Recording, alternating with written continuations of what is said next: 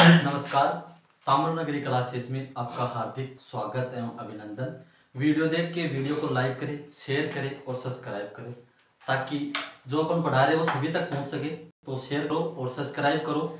आज राजस्थान का भूगोल अफवाह तंत्र चाल रहे थे। आंतरिक प्रवाह के अफवाह तंत्र में आगे की नदी देखते हैं। पहले है रूपा रेखा। रूपा मेरा फिल्म वाली रूपा। रूपा की क्या बना दी? रे। कौन सी नदी है? रूपा रेल नदी। यह नदी निकलती है अलवर में। अलवर में एक तहसील है थानागाजी। थानागाजी में पहाड़ी है उदयनाथ की पहाड़ी। उदयनाथ की पहाड़ी। रूपा रेल नदी कहां से निकलती है? अलवर में। थानागाजी तहसील पहाड़ी कौन सी है? उदयनाथ की पहाड़ी से यह नदी निकलती है। इसके उपनाम वराह है और है एक है लसवारी। उपनाम क्या है? वराह है और लसवारी। अलवर से निकलती है लेकिन समाप्त कहाँ होती है? मुख्य प्रवाह इसका भरतपुर में होता है। अलवर से तो निकलती है, भरतपुर में कुशलपुरा एक गांव है, वहां पे है अजान बांध। अजान बांध के पास में जाके यह समाप्त हो जाती है। भरतपुर में जाके यह क्या हो जाती है? विलुप्त हो जाती है, समाप्त हो जाती है। तो इसका समापन कहाँ पे है? भरतपुर। उपनाम क्या है? वराह है और लसवारी। प्रश्न आ चुका है, लसवारी नदी कहां से निकलती है? अलवर के थानागाजी तहसील के उदयनाथ की पहाड़ी से। अब देखो, राजस्थान पुलिस 2020 में 4 क्वेश्चन आए थे एक और नदी अलवर की। वो देखो कौन कौन सी है। गंभीर,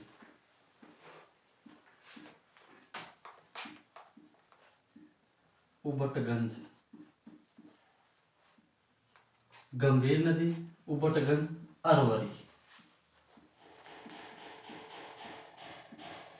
ये नदी है कौन कौन सी? गंभीर नदी, उबटगंज नदी, अरवरी नदी। राजस्थान में कहां से निकलती है? अलवर में उदयनाथ की पहाड़ी के समीप एक बांध है, सरार बांध। कौन सा है? सरार बांध। इंपोर्टेंट है। राजस्थान पुलिस की 3 दिन तक हुआ, सुबह शाम सुबह शाम। तो 4 शिफ्टों में इसका क्वेश्चन आया था, 4-5 शिफ्टों में लगातार क्वेश्चन आया था। गंभीर नदी का अन्य नाम क्या है? उबटगंज। अरवरी नदी कहां से निकलती है? अलवर से। उबटगंज नदी कहां से निकलती है? अलवर के सरार बांध से निकलती है। सरार बांध उदयनाथ की पहाड़ी से आगे की तरफ है। उदयनाथ की पहाड़ी से सरार बांध से कौन सी नदी निकलती है? गंभीर, उबटगंज या फिर अरवरी नदी। इंपोर्टेंट है क्योंकि लगातार जो राजस्थान पुलिस में लगातार क्वेश्चन आया था, 6 शिफ्टों में क्वेश्चन पेपर आया था। तो उस 6 शिफ्टों में 4 शिफ्टों में क्वेश्चन आया था इस नदी का। गंभीर, अब गंभीर नदी और भी आएगी, जैसे कि बंगाल की खाड़ी का जब पढ़ेंगे तो गंभीर नदी तंत्र भी पढ़ेंगे अपन। गंभीर भी आएगी। तो इस गंभीर का अन्य नाम है उबटगंज। एक गंभीर बंगाल की खाड़ी में, एक आंतरिक प्रवाह में, और एक गंभीरी नदी तंत्र आएगा, वो भी बंगाल की खाड़ी में। गंभीरी नदी जो बनास में आके मिलेगी, वो देखिए आगे भी देखेंगे। इसका नाम क्या है? उबटगंज या फिर अरवरी या फिर गंभीर। कहां से निकल रही है? अलवर में उदयनाथ की पहाड़ी के समीप सरार बांध से कौन सी नदी निकलती है? उबटगंज, अरवरी या गंभीर नदी। रूपा रेल नदी कहां से निकलती है? अलवर के थानागाजी तहसील के उदयनाथ की पहाड़ी से कौन सी नदी निकलती है? रूपा रेल नदी निकलती है। पहले यह नदी मोती झील जो भरतपुर है वहां पे मिलती थी, आजकल वहां पे नहीं जाती है। मोती झील को भरतपुर की जीवन रेखा कहा जाता है। भरतपुर की जीवन रेखा किसको कहा जाता है? मोती झील को कहा जाता है। इस झील के चारों ओर भरतपुर बसा हुआ है, जैसे कि लोहागढ़ दुर्ग है, उसके चारों ओर मोती झील है। पारेख दुर्ग में आता है भरतपुर का दुर्ग। तो रूपा रेल नदी पहले मोती झील में मिलती थी, आजकल मोती झील में नहीं जाती। तो भरतपुर की जीवन रेखा मोती झील को कहते हैं, भरतपुर में जाके विलुप्त हो जाती है। कौन सी? रूपा रेल नदी। इसका अधिकांश प्रवाह भरतपुर जिले में है। निकलती कहां से है? अलवर से निकलती है, लेकिन अधिकांश प्रवाह कहां में है? भरतपुर के अंदर है। यह है रूपा रेल और गंभीर, उबटगंज। ये इंपोर्टेंट है। ये देखो, स्क्रीनशॉट लेना चाहो तो ले सकते हैं। अब देखो सांबर झील में कौन कौन सी नदी आके मिलती है वो देखते हैं। आंतरिक प्रवाह की नदी है वो जो सांबर झील में आके मिलती है। ये बना लो, ये सांबर झील है, फिगर बना सकते हो इस हिसाब से। ये क्या है, सांबर झील।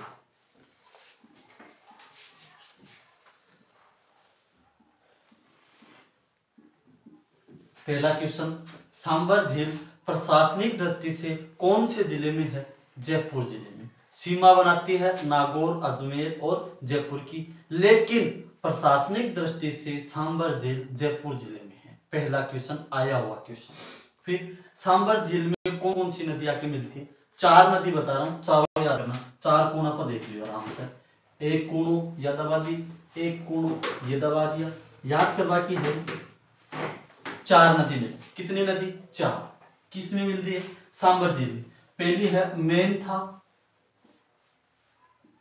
या फिर मेंढा नदी, कोई भी आवे आराम से थे कर दियो।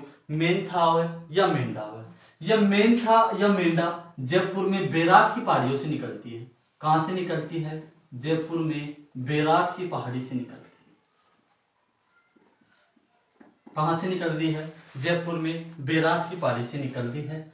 और लूणवा नागौर ये स्थान है, तीर्थ स्थल है जैन धर्म का।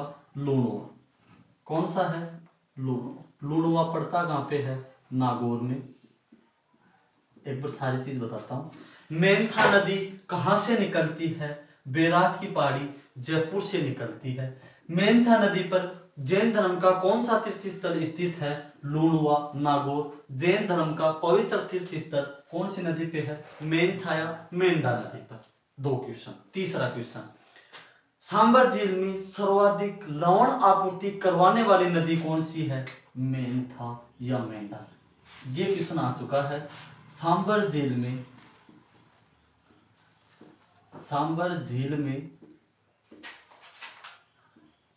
सर्वाधिक लवण आपूर्ति करवाने वाली नदी, सर्वाधिक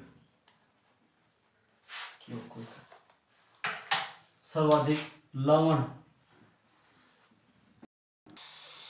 सांबर झील में सर्वाधिक लवण की आपूर्ति कौन सी नदी करती है? मेंथा या मेंढा नदी करती है। सांबर झील में सर्वाधिक लवण यानी नमक। सांबर झील से नमक उत्पादन होता है। देश का 8%, राजस्थान का 80%। देश का 8%, राजस्थान का 80%। तो सर्वाधिक जो लवण की आपूर्ति है, खारापन, पानी के अंदर खारापन होगा तभी तो लवण की आपूर्ति होगी। तो सांबर झील में जो खारापन है, लवण की आपूर्ति कौन सी नदी करती है? मेंथा या मेंढा नदी करती है। यह एक प्रकार की मौसमी नदी है। मौसमी नदी मतलब बारिश होगी तो बारिश में नदी आएगी जो जल प्रवाहित करके लेके आएगी, उसमें खारापन ज्यादा होगा, लवण ज्यादा होगा। तो सांबर झील को सर्वाधिक लवण खारापन कौन सी नदी देती है? मेंथा या मेंढा। इंपोर्टेंट है। कहां से निकल रही है? बैराठ की पहाड़ी। बैराठ सभ्यता जयपुर में है। बैराठ की पहाड़ी भी कहां पे है? जयपुर के अंदर है। और इसके ऊपर जैन धर्म का प्रसिद्ध तीर्थ स्थल कौन सा है? लूणवा नागौर के अंदर है। ये एक नदी कंप्लीट। दूसरी है खंडेला नदी। एक खंडेला की पहाड़ी से कांतली नदी निकल रही थी, दूसरी नदी है खंडेला नदी। खंडेला नदी निकलती है मालखेत की पहाड़ी सीकर से।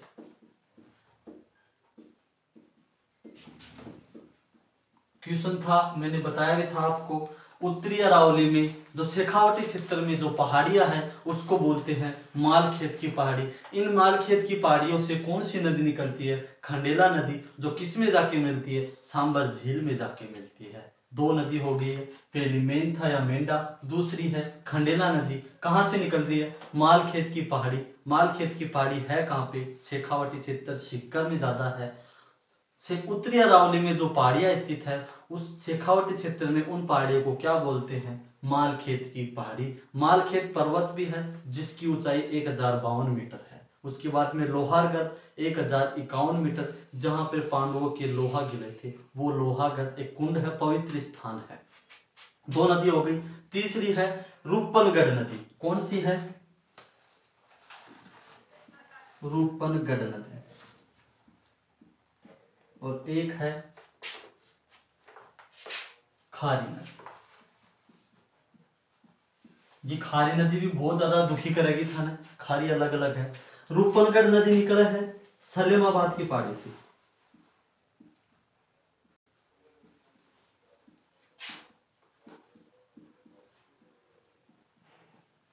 और खारी नदी निकलती है किशनगढ़ की पहाड़ी से।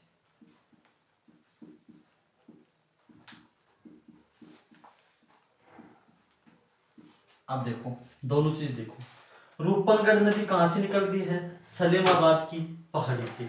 सलेमाबाद एक संत संप्रदाय का पवित्र स्थल है जहां पे चलती है निम्बार्क संप्रदाय। कौन सी संप्रदाय? निम्बार्क संप्रदाय।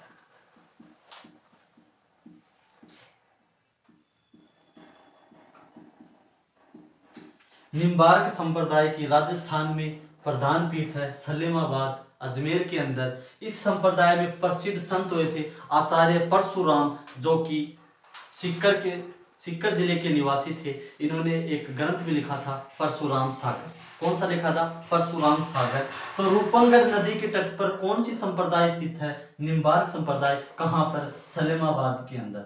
रूपनगढ़ नदी कहां से निकलती है? सलेमाबाद की पहाड़ी अजमेर से निकलती है। कहां से निकलती है? सलेमाबाद की पहाड़ी अजमेर से। एक और क्वेश्चन आता है इस संप्रदाय से, जो पहले NH8 था, देश का सबसे व्यस्त हाईवे NH8 था, आजकल उसका नाम चेंज कर दिया NH48 NH58। तो NH48 के ऊपर स्थित संप्रदाय कौन सी है? निम्बार्क संप्रदाय या सलेमाबाद की पहाड़ी NH48 पर स्थित है। अजमेर से NH48 है, जयपुर से अजमेर तक तो है NH48, अजमेर से आगे हो जाता है NH58। ये NH का कॉन्सेप्ट है, आगे देखेंगे अपन। तो रूपनगढ़ नदी कहां से निकलती है? सलेमाबाद की पहाड़ी। सलेमाबाद है कहां पे? अजमेर के अंदर है। सलेमाबाद प्रसिद्ध किसके लिए है? निम्बार्क संप्रदाय के लिए, जहां पे राधा और कृष्ण की दोनों की पूजा की जाती है। राधा अष्टमी भी निम्बार्क संप्रदाय में मना जाते हैं। कृष्ण जी की पत्नी लुगाई थी रुक्मणी, लेकिन राधा के साथ पूजो जावा तो राधा के साथ मुख्य रूप से कड़े पूजा जावा निम्बार्क संप्रदाय। राधा अष्टमी आवा, कृष्ण जी से 15 दिन छोटा था, भाद्रपद शुक्ल अष्टमी राधा अष्टमी कहलावा। तो उस दिन अड़े प्रसिद्ध मेड़ो तरीका कुछ लागे निम्बार्क संप्रदाय या फिर सलेमाबाद के अंदर। ठीक है। रूपनगढ़ नदी कहां से निकल रही है? सलेमाबाद की पहाड़ी से। किसमें मिल रही है? सांबर जिले में। फिर खारी नदी।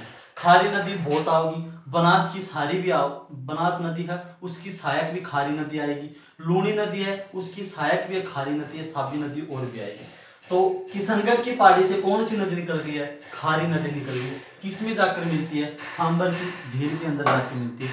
ये सांबर झील में मिलने वाली 4 नदियां हैं। कौन कौन सी? मेंथा, खंडेला, रूपनगढ़ और खारी। 4 नदी सांबर झील में मिलती है। इन चारों में सांबर झील में सर्वाधिक लवण की आपूर्ति कौन सी करवाती है?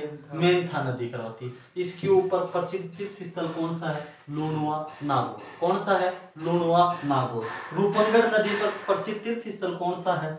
सलेमाबाद। कौन सा है? सलेमाबाद। इस सलेमाबाद की पहाड़ी से ही कौन सी नदी निकलती है? रूपनगढ़ नदी। सलेमाबाद में कौन सी संप्रदाय है? निम्बार्क संप्रदाय। कौन सी है? निम्बार्क संप्रदाय। मेंथा नदी कहां से निकलती है? बैराट की पहाड़ी से।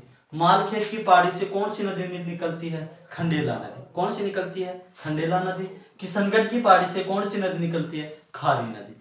ये अपनी जितनी भी थी आंतरिक प्रवाह की पूरी नदियां कंप्लीट हो चुकी है। इसके बाद में अगला टॉपिक होगा बंगाल की खाड़ी का अपवाह तंत्र। कोई स्क्रीनशॉट लेना चाहे तो ले ले, उसकी बात देखते हैं।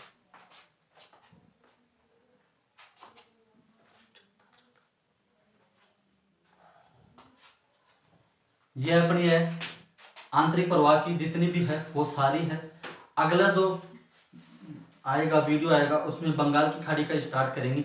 वीडियो देखो, वीडियो देख के कैसी लगी वीडियो लाइक करें, शेयर करें और सब्सक्राइब करें। आज के लिए इतना ही। जय जय राजस्थान, जय हिंद, जय भारत।